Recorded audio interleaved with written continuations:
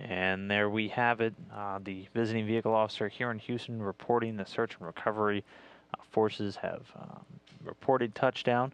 There you see the central screen in Kazakhstan, or in the Russian Mission Control Center, reporting they have landed.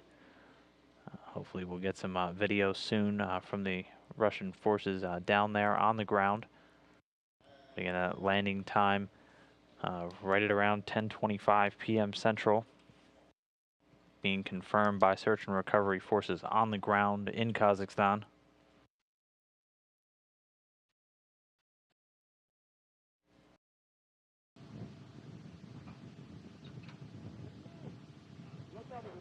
At this point, the search and recovery forces were still preparing to extract the crew.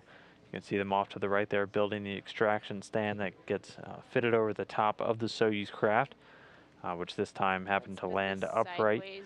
Not uncommon for the craft to also land on its side, but in this case it did land upright. There the stand constructed.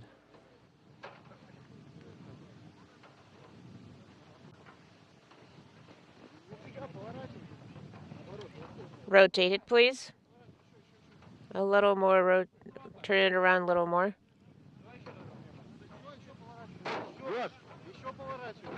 A bit more. Turn around a bit more. The hatch is opening. Where do we put it to? Attention. Hold him.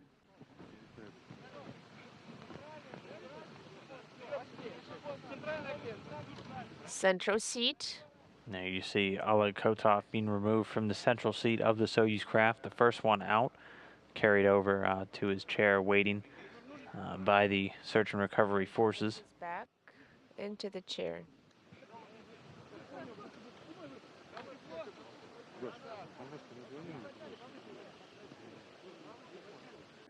And Kotov was in the center seat of the descent module, the commander of the Soyuz craft during its descent for all of stages from undocking all the way through landing. Next out was Sergey Ryazanskiy, another Russian cosmonaut, going down the retrieval slide there into the waiting arms of the Russian recovery forces.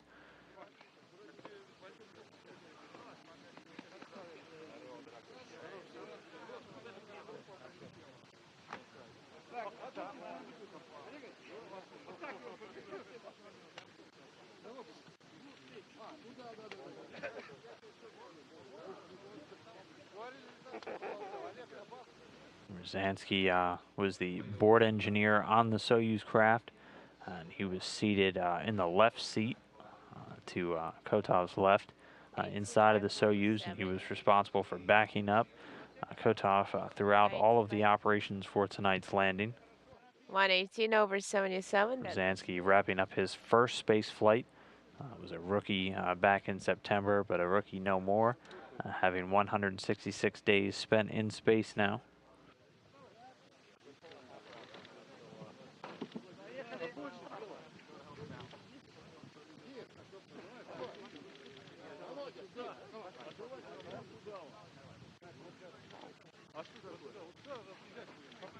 And then last but not least, getting out of the Soyuz craft, NASA astronaut Mike Hopkins. He's there. You can see him coming down off the Soyuz craft and being carried over to his waiting seat. Big smile on his face.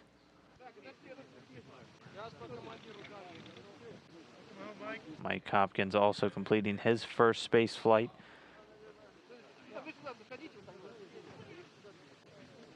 Move over here. But again, as you can see, all the crew in good spirits, despite landing in pretty frozen conditions out there in Kazakhstan. The temperature in the single digits are right around 0 Fahrenheit for these recovery forces. As much as 6 inches of snow on the ground. You can see making getting around a little bit more difficult than usual, but this has kind of been the norm for quite a few landings in the March time frame in Kazakhstan. The crews well exercised and well able to adapt to these conditions to safely retrieve the crew from their Soyuz vehicle. Soyuz itself able to land very rugged spacecraft, launching and landing in fairly unusual conditions, high wind, precipitation, snow, and low visibility.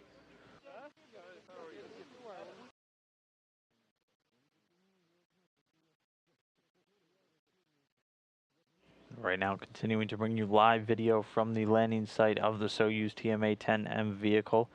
Oleg Kotov on screen now, commander of that Soyuz craft and commander of Expedition 38, safely out of the capsule along with Mike Hopkins and Sergey Ryazanskiy. The three completing their descent in their Soyuz craft. Throughout this evening, the vehicle not having any issues. The search and recovery forces overcoming some weather issues to get there and get the crew out safely.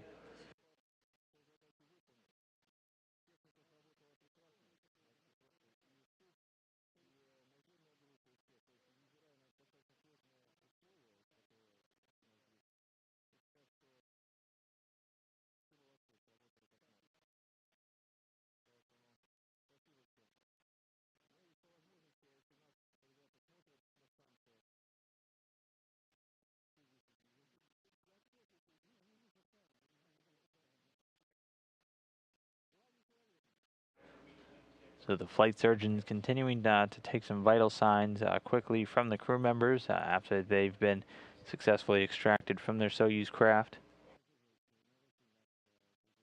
The crew should only be remaining here at the landing site for a brief amount of time before they're loaded back up to head to the forward staging point of Karaganda, where the rest of the search and recovery forces and NASA personnel, along with Roscosmos personnel, will be waiting for them.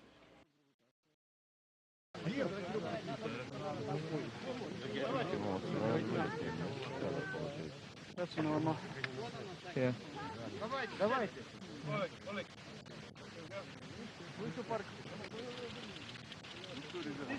Michael. Вперед! Michael, Sergey. Before moving on to their respective home bases, Kotov and Ryazanskiy heading back to the Gagarin Cosmonaut Training Center in Star City, Russia. Mike Hopkins bound for the Johnson Space Center here in Houston, Texas.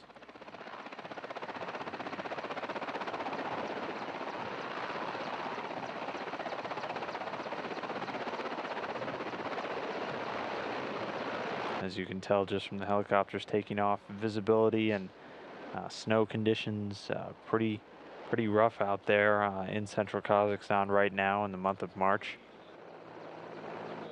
The recovery forces combating temperatures in the single digits Fahrenheit, which earlier this morning Central Time, or late yesterday evening Kazakh time, caused many of the recovery forces to turn back from their forward staging point when ice was starting to form on the helicopters.